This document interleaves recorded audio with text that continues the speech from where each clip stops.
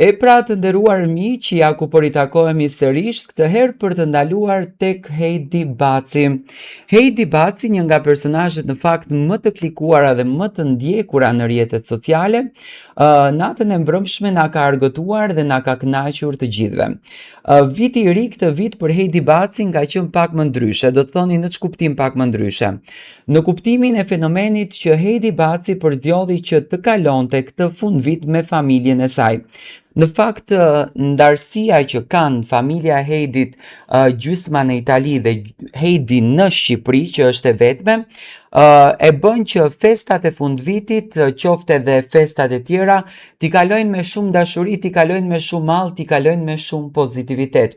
Edhe pse mbrëm ka qenë nata më e ftohtë e vitit, Heidi Baci nuk u nguroi së bashku me nënën, me vllaun, me babain e saj, për të kaluar dhe për t'u argëtuar në maksimum në fund vit.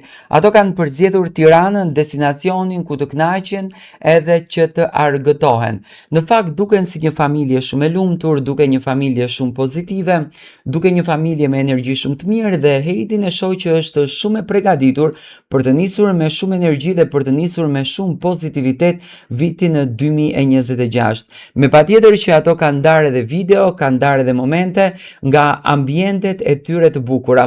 Kot nuk thonë që vajzat janë të lidhura shumë me baballarët dhe natën e mbrëmshme pash që Heidi e kishte në fokus babain e saj.